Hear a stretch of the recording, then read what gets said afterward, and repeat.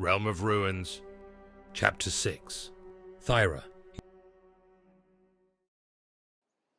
Out near the edge of the forest, Thyra's laughter rang out, unrestrained and full of life. She held a wooden sword in her hands. Its weight balanced easily, despite her slender frame. Across from her stood a boy no older than her, his clothes patched and worn, but his grin wide with determination. Thyra was a striking figure, even in her plain tunic and leggings, which bore the dirt and wear of hours spent outdoors. Her long brown hair was braided tightly into two plaits that swung with her every movement, framing a face flushed with excitement. Her green eyes, bright and defiant, carried a spark that seemed to challenge the world itself. Freckles dusted her nose and cheeks, a reminder of countless days spent under the open sky. There was a fierceness in her posture, a confidence in the way she held herself that belied her youth. Even in play, Thyra looked every bit the warrior she dreamed of being. "Come on, Aldrich," she called, her voice teasing. "You're not going to let me win that easily, are you?" Aldrich adjusted his grip on his own wooden blade, his face flushing with a mixture of embarrassment and resolve. "You're faster than you look, my lady," he said, his tone light but tinged with respect. Thyra scoffed, darting forward with a quick strike that Aldrich barely deflected. "Stop calling me my lady," she snapped, her voice sharp but playful. "It's just Thyra, or are you afraid of being beaten by a girl?" Aldrich lunged in return, his blade catching hers with a satisfying crack. "I'm more afraid of what your mother will do to me if she finds out," he muttered under his breath. Thyra laughed, spinning lightly out of the way of his next strike. "Then don't get caught," she said with a grin, her braid swinging behind her as she moved. The two danced back and forth, their movements quick and practiced despite the improvised nature of their game. Thyra moved like she had been born for this, her confidence unshaken, even when Aldrich's blade clipped her shoulder or her footing slipped on the uneven ground. For her this was freedom, a chance to escape the heavy shadow of her family's expectations and simply be herself. Out here she wasn't the daughter of Catherine or the future lady of Bear Creek. She was just Thyra, a girl with a wooden sword and an unshakable love for adventure. The forest edge around them was alive with the sounds of summer. Birds called to one another from the canopy above, and the faint rustle of leaves in the breeze whispered of a world beyond the village's boundaries. The sunlight filtered through the trees, casting dappled shadows on the forest floor, where pine needles and moss created a soft carpet beneath their feet.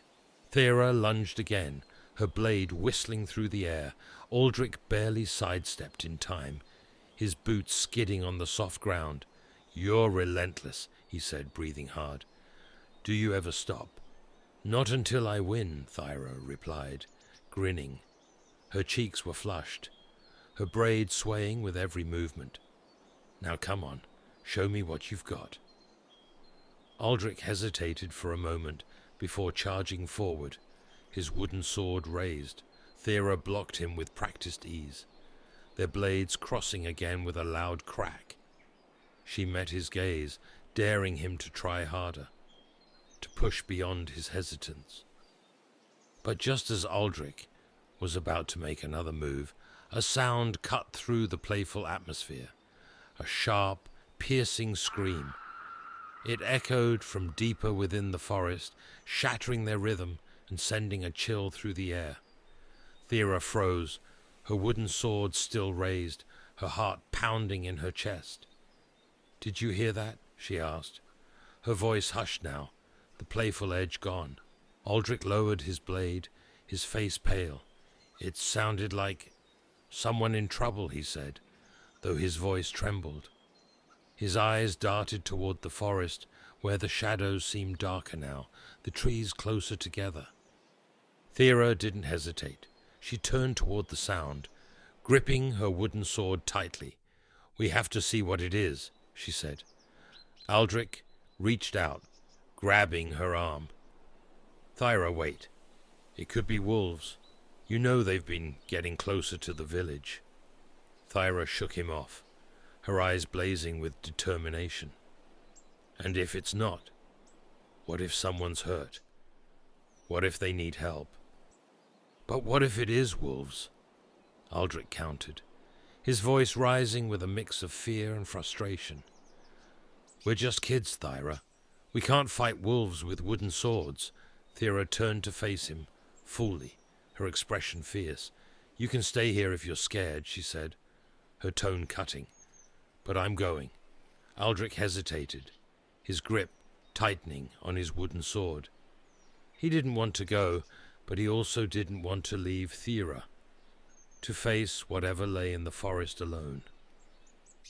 Finally he sighed, his shoulders slumping. Fine, he muttered, but only because I don't trust you not to do something reckless. Thyra smirked, though her heart was racing. That's the spirit, she said, already stepping into the shadows of the forest. The change was immediate.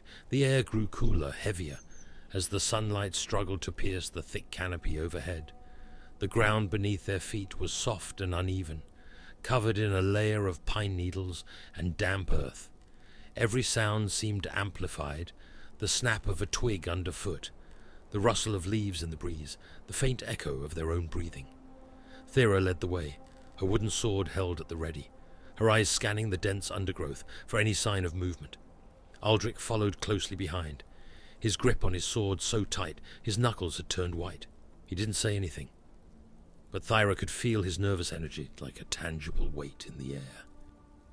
They walked for what felt like an eternity, the forest growing darker and more silent with every step. The birds had stopped singing, and even the breeze seemed to hold its breath.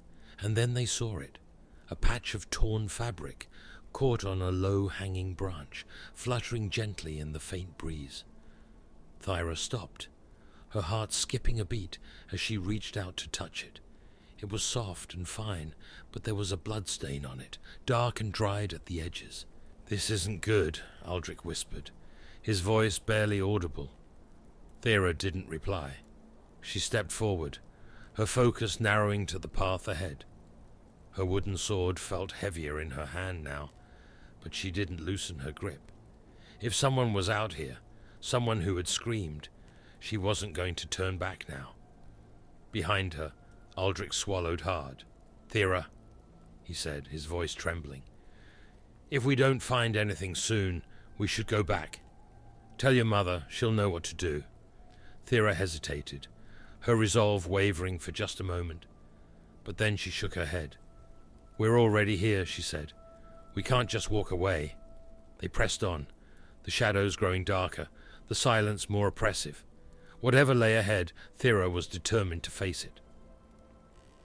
A low, guttural moaning broke through the oppressive silence, cutting through the rustle of leaves like a blade.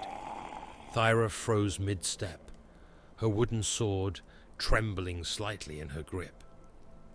The sound wasn't loud, but it carried a weight that seemed to seep into her bones, unnatural and raw. Beside her, Aldrich stopped as well, his eyes wide with fear, as he glanced toward the source of the sound. "Did you hear that?" Thyra whispered, her voice hushed but urgent. "I heard it," Aldrich replied, his words barely more than a breath. His grip on his wooden sword tightened, his knuckles white. What was it? Thyra's gaze darted toward the deeper shadows of the forest, her heart pounding in her chest. The sound came again, a long, drawn-out groan that seemed to echo unnaturally in the heavy air. It was unlike anything she had ever heard, like the pained cry of a wounded animal, but wrong.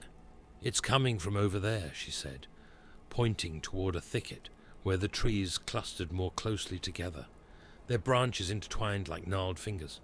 Without waiting for Aldrich's response, she started moving toward the sound, her wooden sword held ready. "Thyra, wait," Aldrich hissed, his voice trembling. "It could be wolves, or worse." She turned to him, her green eyes flashing with determination. "And if it's not?" What if it's someone who needs help?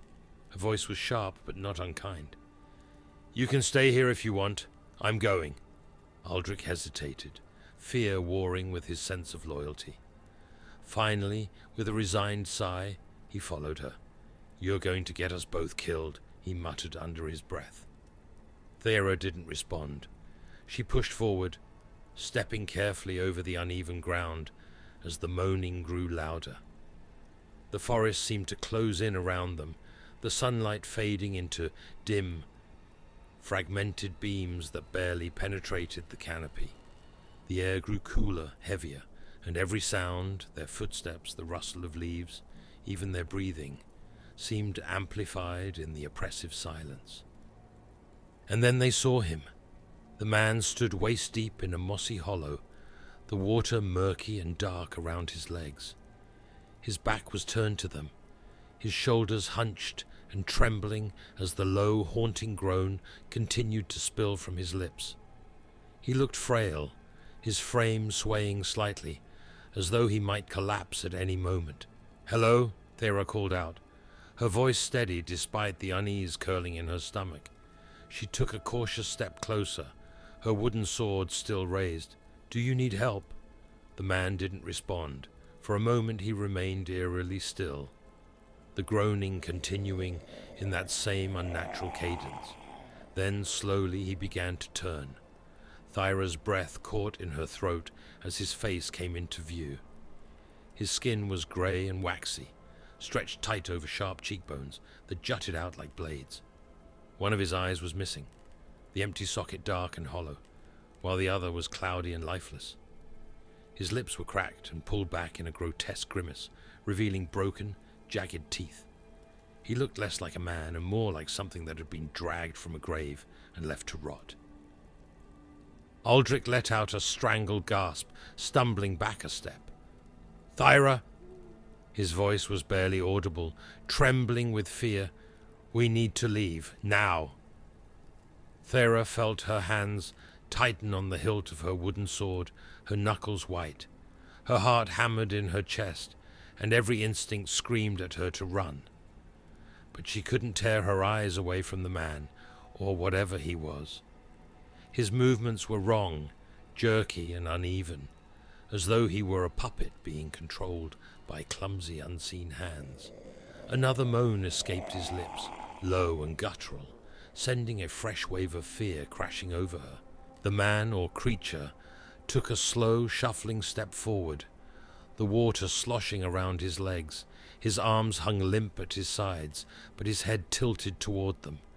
And for a horrifying moment, Thyra thought she saw something flicker in the empty depths of his socket, a faint, unnatural light. "Thyra, please!" Aldrich's voice was louder now, breaking through her paralysis. "We have to go." Finally, her instincts took over. She turned on her heel, grabbing Aldrich's arm as she bolted toward the forest's edge. The undergrowth tore at her legs, branches snagging her braid as they raced through the trees. Behind them, the moaning grew louder, more erratic, echoing through the dense woods like a sinister chant. But then Thyra's foot caught on something, and she went sprawling forward, her wooden sword flying from her grip. She hit the ground hard, the air leaving her lungs in a painful rush. For a moment she lay there, stunned, before Aldrich's panicked voice jolted her back to reality. "Thyra, get up!" he shouted, reaching down to help her. "We have to—" His words cut off abruptly, as his gaze fell on what had tripped her. It was a body. The woman's corpse lay sprawled in the undergrowth, half hidden by moss and fallen leaves. Her dress was torn and stained with blood, the fabric clinging to her in tatters. Her legs ended in jagged stumps just below the knees, the flesh mangled and chewed as though some beast had feasted on her. Flies buzzed thick around the wounds, their incessant droning filling the silence. Thyra scrambled back, her heart racing as bile rose in her throat. "Gods," she whispered, her voice shaking. What is this?" Aldrich was frozen, his face ashen as he stared at the corpse.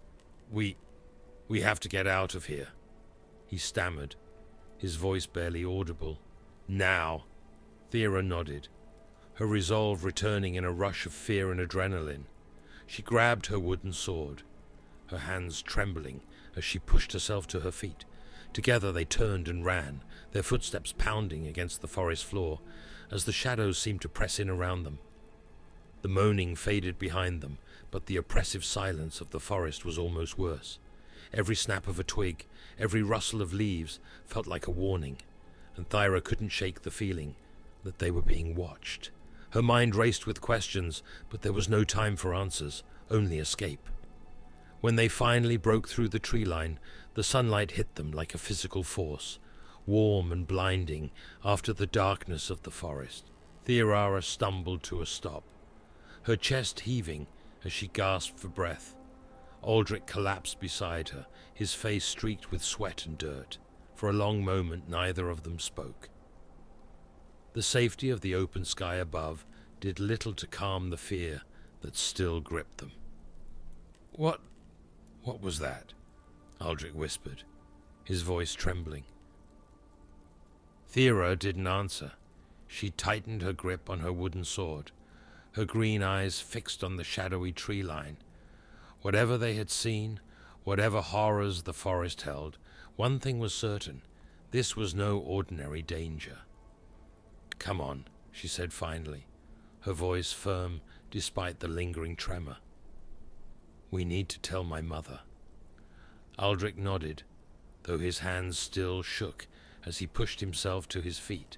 Together they turned their backs on the forest and began the walk home, their playful swords now feeling like pitiful defenses against the darkness they had left behind.